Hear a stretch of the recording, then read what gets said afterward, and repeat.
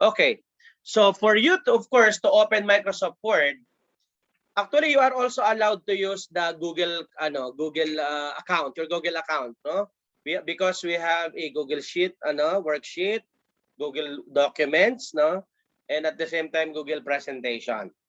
So this time I just want to show you on how you will be able to use your Microsoft Word and some additional features of Microsoft Word. So of course what we're going to do is just simply to click Start and locate the Microsoft Word. So as what we have here, no, there are some available template, no, for Microsoft Word. Actually, there is a resume here, but this time we just simply use blank documents. Okay, so in blank documents, for example, let's say for example we type I'll just want to look into my available, not for us to stay along. Okay, so for example, just want to open my previous documents, no?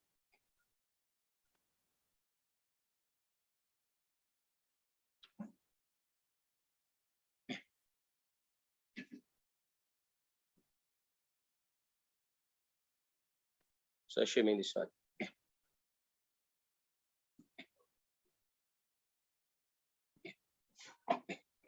So let's say for example, no, I have here a document now wherein I could able to type my personal information.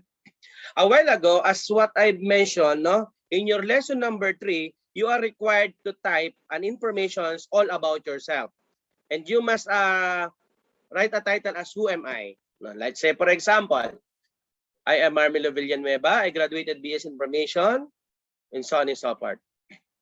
So what will happen? But with merge now. Okay.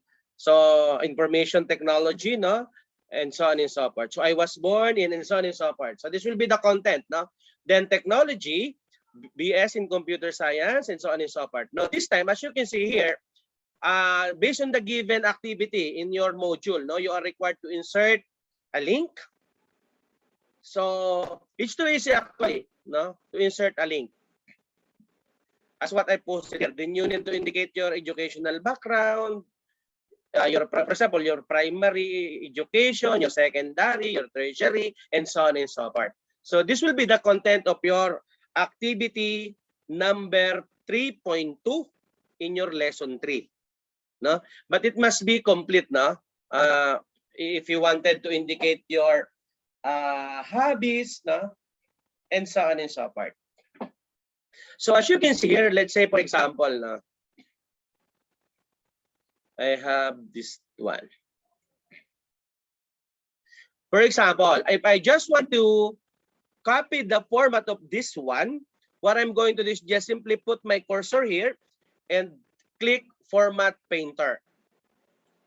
Then right after, highlight the text that you want to be with the same format of the previous one. That's too easy. Okay. Now, how about if we are doing an important matters? For example, you are asked by your immediate boss to create a memo, no?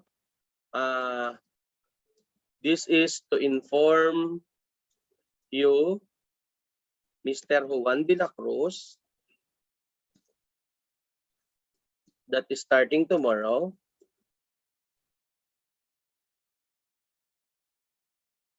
and so on and so forth. So this time.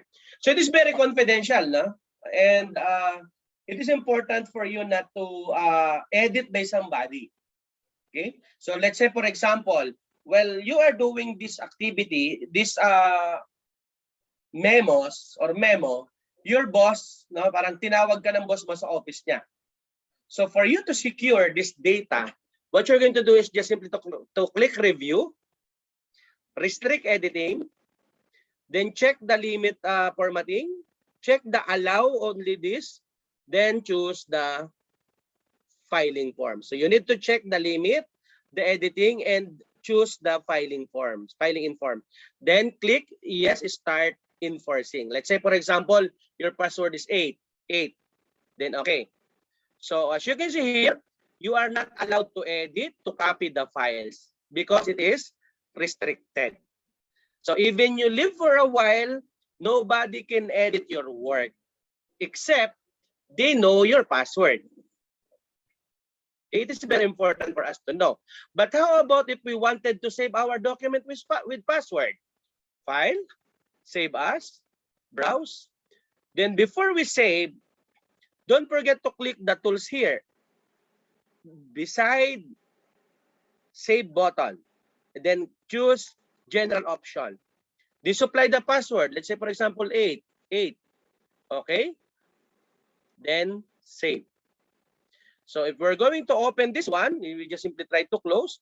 Then file, open, browse, then save it to the document. I think the password is ICTHE. Then as you can see here, we need to supply the password first before we can open the documents. Okay. Now, how we'll be able to insert the pictures? So you just simply click insert.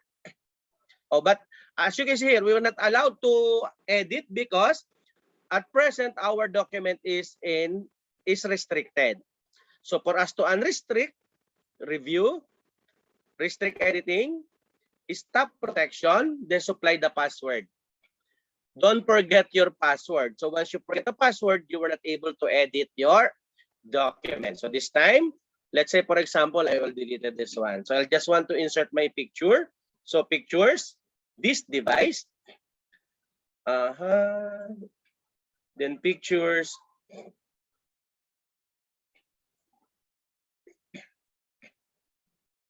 So let's say for example, this one. Okay, so what I'm going to do is just to simply to click this one, layout option, then use this one, behind text. So as you can see here, I can now move the text, even the pictures, and place where I wanted to place it. Okay, so it's too easy. But don't forget to click the layout option. Actually, if you wanted to make it as a background, it is still okay. It is also allowable. Once you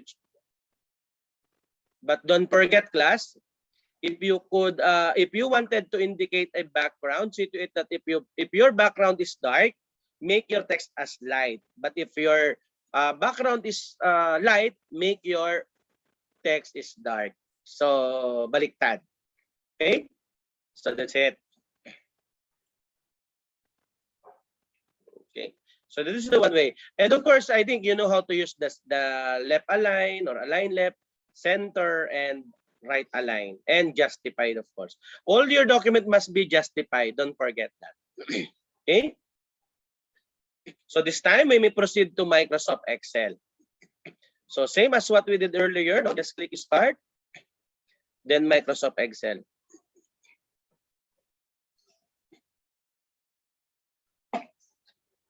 So assuming you want to type Holy Face of Jesus.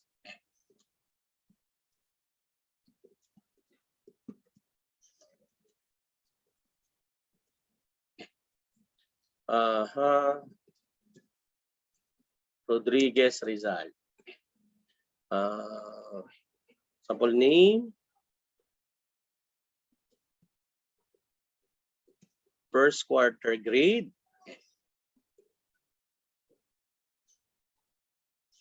Second quarter grade.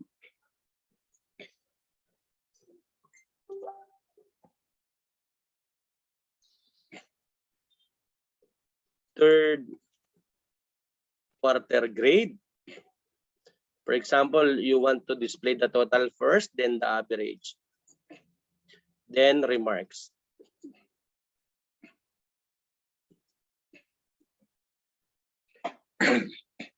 Okay, of course, if we need to type the number 1, 2, then you have 10 records. You just simply highlight, then drag it down up to 10. Sorry. Okay, then for example, the name is Juan, Joanne, Jose, Joshua, Clark, Aubrey, John, Marie, Esther, Kunching. For example, no? So if you want to have a border, no, click all borders. Then if you want to have a highlighted borders in all the documents, you just tick outside borders. So assuming if you wanted also to center this one, click this one and bold, it's also allowed, no? Then assuming you have 78, 80, 67, 57, 67, 76, 78, 70, 68, 67. So let's say for example, no? Then Control C, then paste. Then if you wanted also to center this, it's okay. Okay, the total. For us to get the total, what we're going to do is just simply click this auto sum. Okay? Then click sum. Then press enter. So automatically you have a sum. Then once you get the first formula, you just look at the lower right side and look for the smallest plus sign and double click. Automatically computed at up to the bottom. Okay, but if we wanted to get the average, no, of this one, this is column C, column D, and column E. So what we're going to do is the average of this C to E. So what we're going to do is just, of course, locate your mouse pointer on the active cell that you want, no, to display the results. Then once again, go to the summation. Then this time, choose average. So as you can see here, automatically display C5 to F5. But as what I mentioned, what we're going to get the average is the C, D, and E only. So you just replace F into E because the F5 is the total of A, C to E. No? So just simply enter. Then from this, again, look for the plus sign at the lower right. Then double click, then automatically computed. Okay, so if you wanted to bold, no problem. Then again, you just simply highlight and click this one. Okay, so as you can see here, it is automatically, no, adjusted. So as what we have now we have 2, 3, 4, and 78. If we change this one into 90, automatically the total and the average will change. Okay, as you can see here. Okay, so now how about if we wanted to find out if these grades, no, in G or the column G is pass or failed?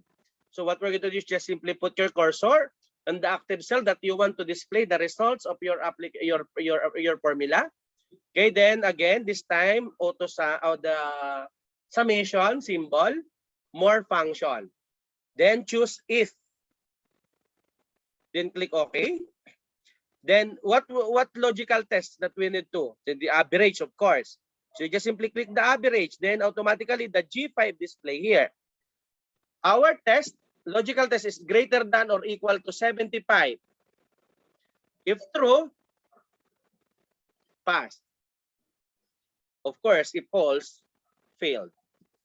Okay? Then just simply click OK.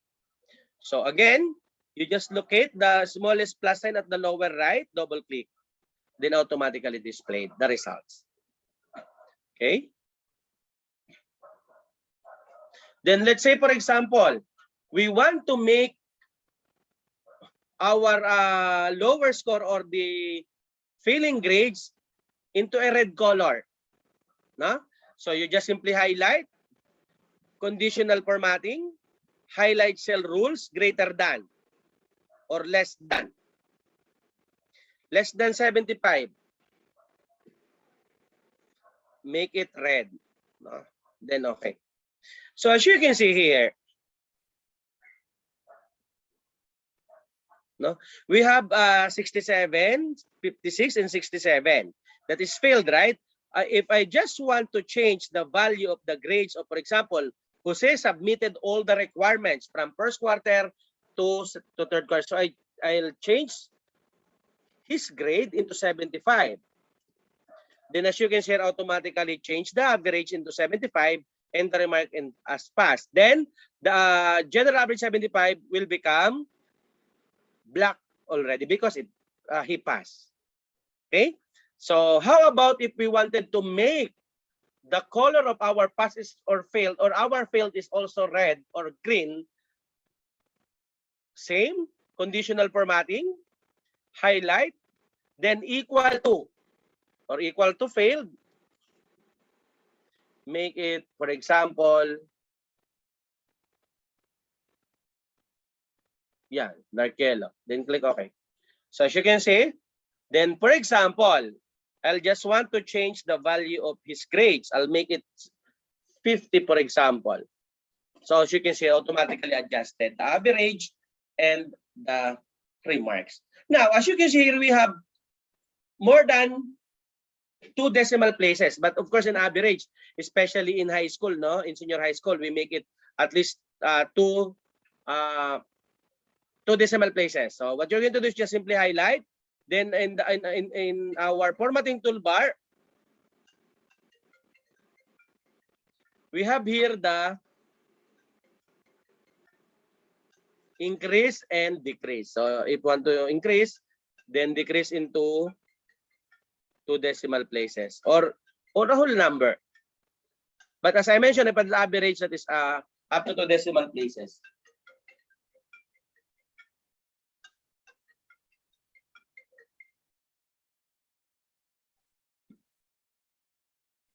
Okay. So what else? Now, how about if, of course, this grade is very confidential also. So how about if, for example, let's say, for example, your professor, you as a professor, for example, later, right after your graduation in college, you decided to took up your, you decided to teach, even you are graduated medicine, or you are graduated as engineer, then you decided to take a part-time job as in teaching. So then it is also important to secure your data here in Microsoft Excel. So how? A while ago in Microsoft Word, we use restrict editing. So this time, in our sheet name, we could able naman to replace the sheet name. Double click. Then, for example, is prelim grades or first quarter. STEM, something like that. No? Then if we want to change the tab color into red or yellow, it's also allowable, or blue. So as you can see here, so the stem is color blue. Okay. So how about if we want to protect? You just simply protect sheet.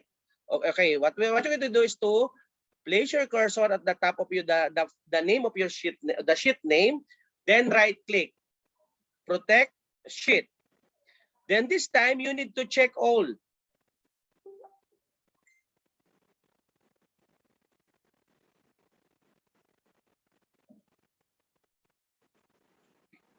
Then after checking, of course, don't forget to type the password. For example, let's say, for example, 8, okay? Then 8, okay. Then as you can see, I am not allowed to edit or to delete the files. Okay? Due to because our sheet is now protected. Okay? But if you wanted, of course, to edit once again, right click again, then unprotect. Then supply the password. Now, let's say, for example, if we want to have a good design here,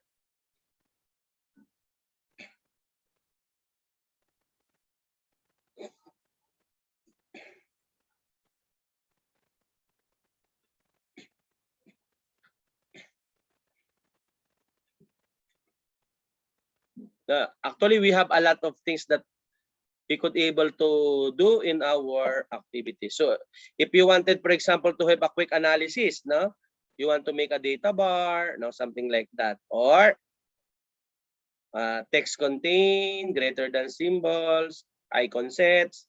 So as you can see here, if you want to make it presentable or make it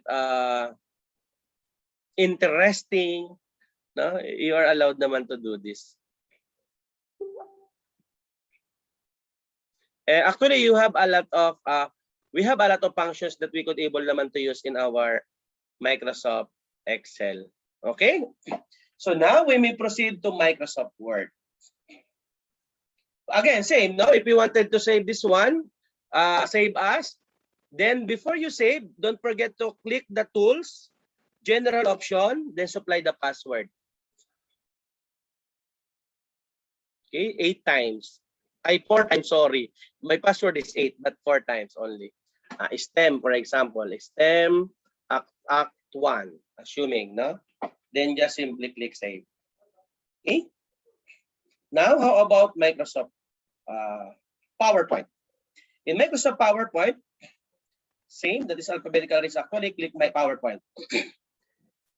In Microsoft PowerPoint, we have a blank presentation, but if you wanted to use different application, different, how do you call this one, template, no? You just simply click more themes.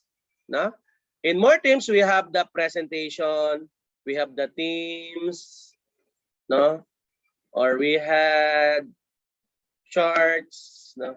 We had educations, we had business. Again, your presentation template depend on your targeted presentation. Okay, so this time we just simply look blank, no? Or blank.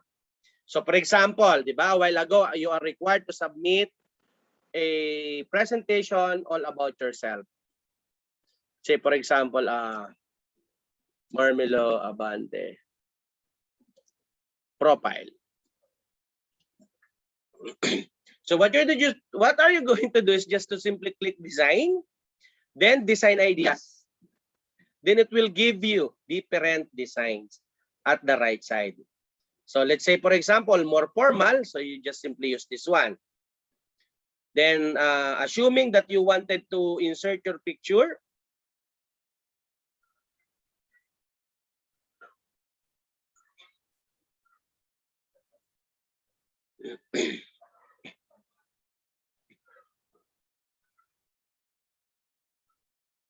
so it's up to you on where do you post your pictures, something like that.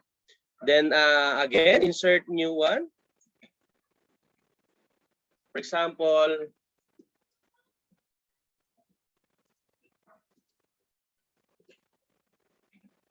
can design ideas. Huwag naman malungkot.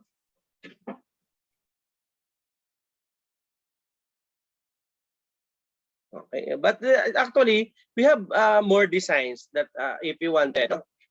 Then let's say for yes. Let's say for example. Sir, may tanong pa ako. Po? May tanong po ako. Yes. Ano po sinubukan ko po, wala pong nakalagay na kung anong design idea sa ko, PowerPoint ko po. What version? 2010 po. Oh, 2010. Okay, so I think what you're going to do is just use the design available in this in this part, no, in our menu bar. Because I'm using 2019 kasi. Okay, so 2013 actually, meron na 2016 and 2019. Sige okay? po. Thank you po. Thank you po. Okay. Okay. But if you wanted naman to create your design in other platform, like for example in multimedia part, no, in multimedia software, it's still okay. Then you wanted to post in your data here in Microsoft PowerPoint, it's still acceptable. Don't worry. Okay. Then let's say for example, this time,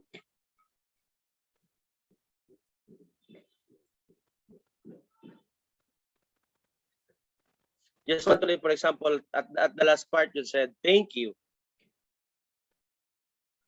Same, then design ideas. Then as you can see, if Christmas, make it was, or simply this one, okay? Or this one. So it's up to you. Okay? So I think that's it for PowerPoint presentation. Then if you wanted to use the transition, we have a lot of transitions available here, no? Transitions, no? Now, for example, let's say, for example, I just want to add additional slide. For example, educational qualifications. BS in Information Technology. BS in Computer Science. BS in Computer Engineering.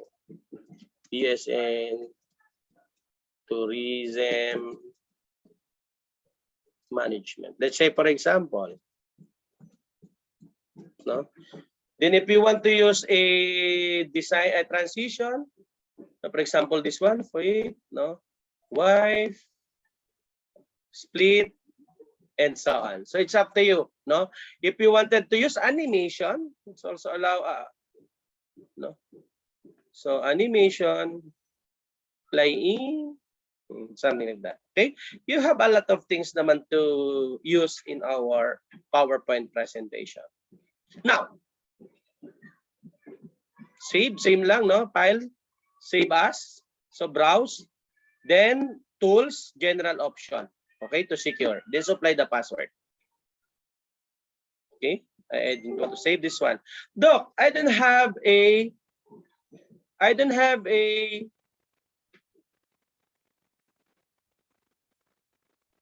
Microsoft Word. But if you have Gmail account, no, you just simply open your Gmail account. Then from your Gmail account, besides your picture, no, we have Google Apps here on the right side. Sorry. Click the Google Apps. Then as you can see here, you have Maps, YouTube, Play. We have here the Google Meet, no, the Drive, wherein you could able to save your files, then share the link. For example, you have more than 100 MB file or files. No? If you wanted to share that file or files, you just simply open the drive. No, for example, let's say, for example, I have here. So let's say, for example, I just want to share this one, no? The accreditation folder. Just simply click, then accreditation, arrow down, then share. Then as you can see, if you want to share with somebody, assuming I just want to share this one to my another email account, Holy Face of Jesus.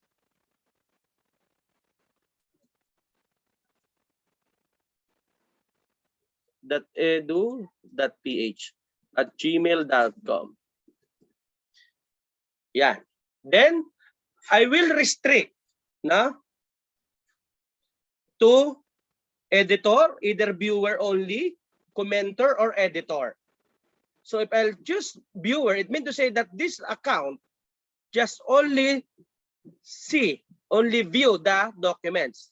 He were not able to edit the documents. Okay, then send. Or let's say, for example, you want to get the link. So what you're going to do is just simply click this one, copy link. No?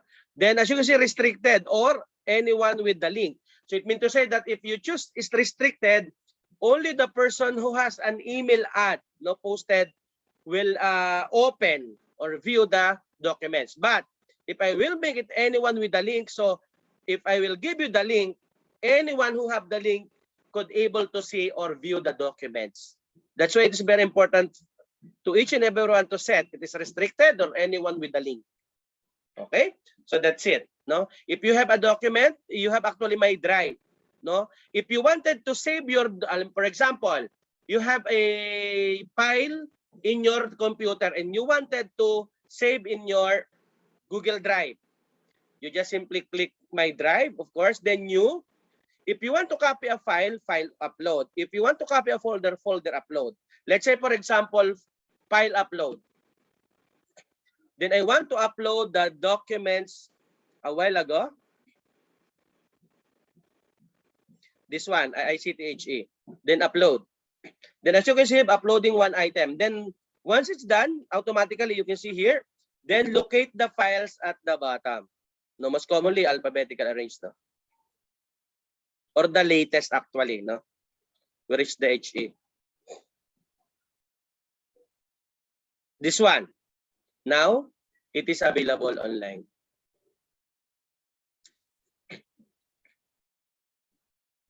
Actually, to lessen the content of your laptop, you must save your work into your Google Drive.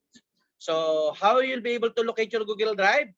Open your Gmail, then Google Apps, then Drive.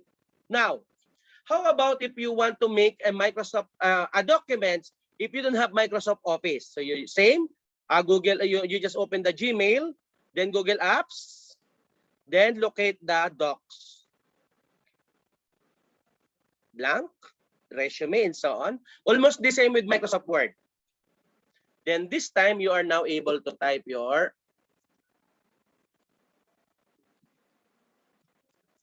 informations and automatically save to your Google Drive. No?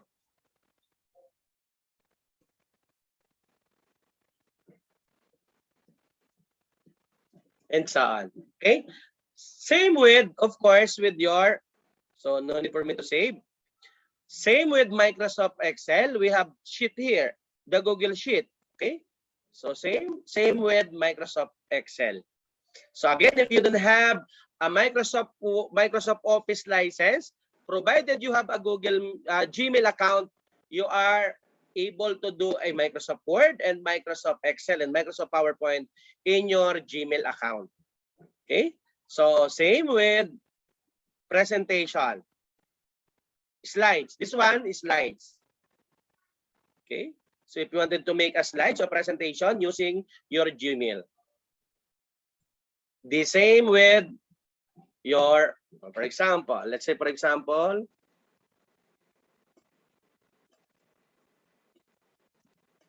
where am I?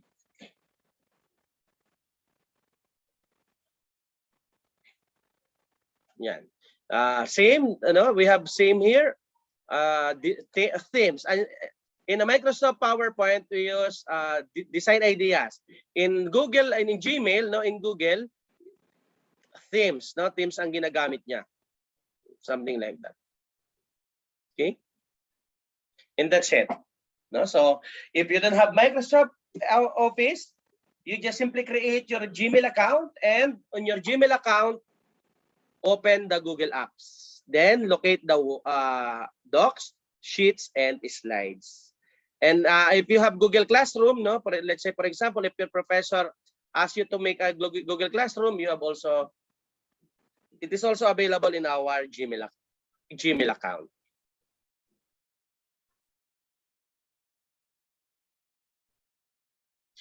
So I think that's it for today.